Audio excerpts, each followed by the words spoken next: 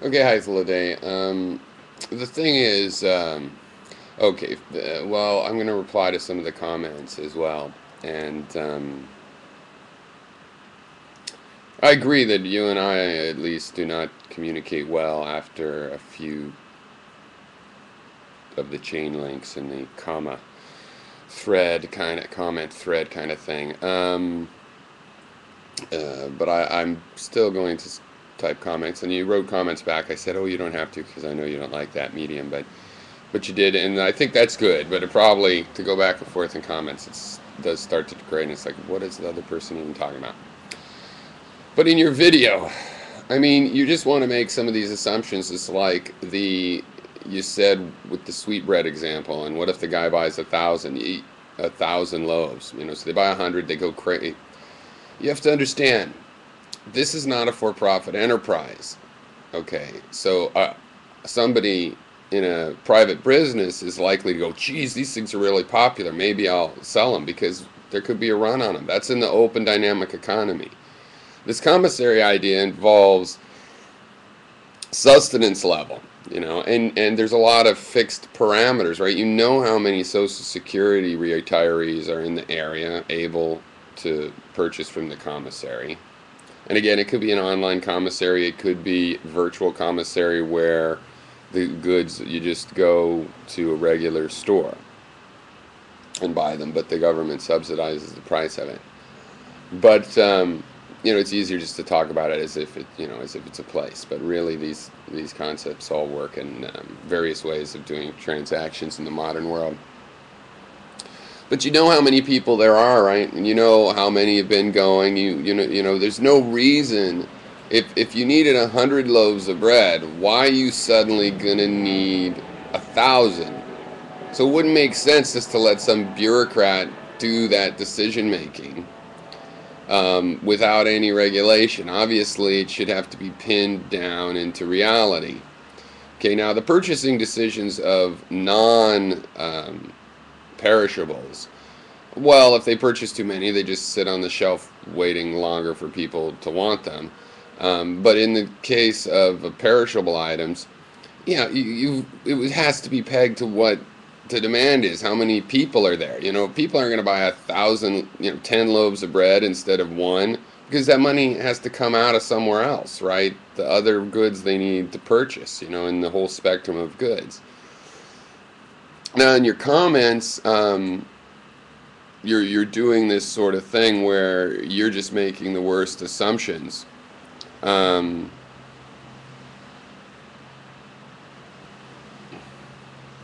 Extensively planned commodities for retirees. Yeah, and you're still making the mistake of thinking that use of the word planned is the same as a planned economy, where all of the prices are set by the government.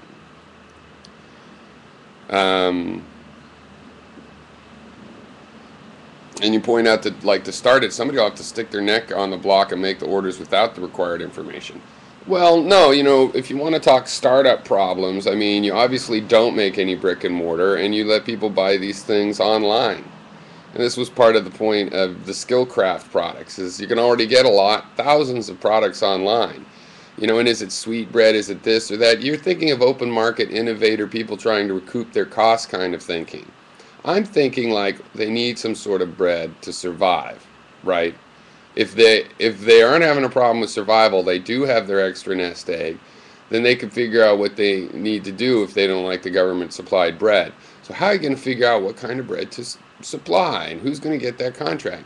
Well, my approach to that product, my product is, well, where does the government get its bread?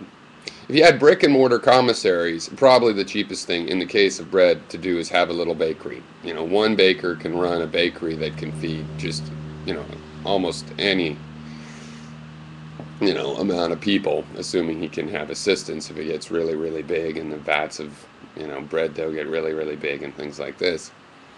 Um, but, what bread does the government feed the military? See, the government has to do just like everything. The military is a good example, and not because people get hooked up in but they've served our country. So they've served our country, so they deserve a wonderful socialist economy. But we haven't worked hard enough to deserve a socialist economy, so we're in the capitalist one. Is that really the logic? No.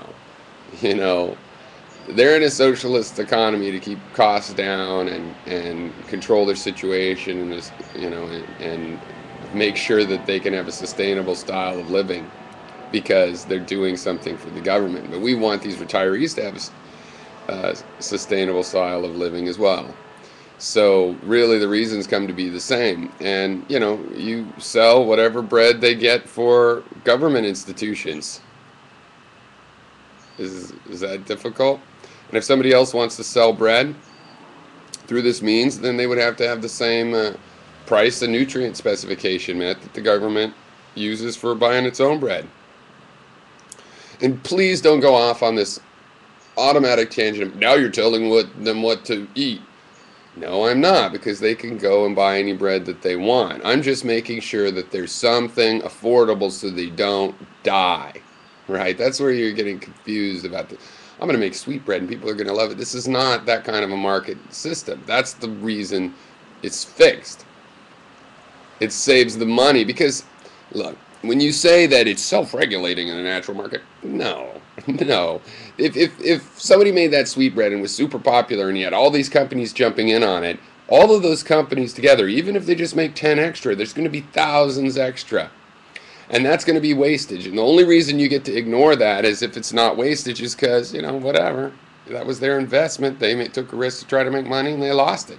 Big deal. No worries.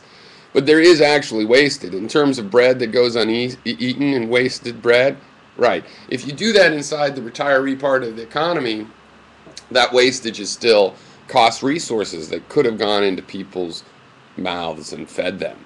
Okay. I mentioned then that obviously the way to do purchasing decisions is, the main thing is once you have something up and running, it's a restocking decision. There's software, there's economic science on how to stock for your current market. There's issues with if you have a new product, if you're trying to improve products and things like this. And I said, well, look, it'll be pegged to the mathematics. What's the maximum possible number of people? It'll be to the mathematics of, how many people are trying to feed themselves here, and what percentage of their food spending tends to be bread. And those kinds of things will tell you, how to adjust your amount. Now, you want an actual equation? I mentioned some things, but obviously you don't let people, put things, make a buying decision by a factor of 10 in one increment. This is the government. You'd have to go slower. You'd have to change. The bigger problem probably would be if there was a shortage. And how do you catch up to the shortage? How do you know how short you were?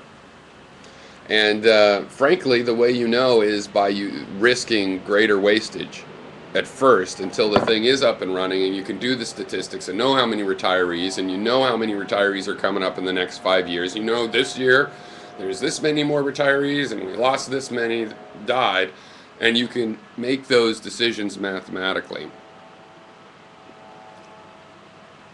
The implication of acquiring the needed informants. No, look, the biggest thing about this project, the largest endeavor, is the financial one. That all those people need to be names in a database. They have to be able to get them a check, know if you've cut them a check, know if the check is lost, whether they've cashed it or not, and all of that stuff. And we already know that part. Okay. I think if it was really going to start, the way it would start is you do an online kind of thing. Then over the years you'd slowly start building actual commissaries in places where there's lots of retirees, and eventually you'd have a brick and mortar infrastructure. Now, one thing I warn you is you went on into, you kind of reacted to some of my ideas and realized, okay, well that's more sane than taking 1,000, buying 1,000 and stuff. But not everybody's going to be making the decisions like you. So in that case, you're admitting that my idea actually is good. The problem is nobody else would be able to implement it the way I see it. Well, that's why I'm telling you it, so you could get a better idea. And I don't think right now you'd implement it the way I see it.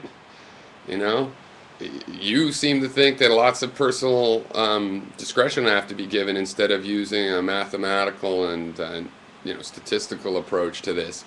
And when you want the people's opinion, you go and you poll the retirees.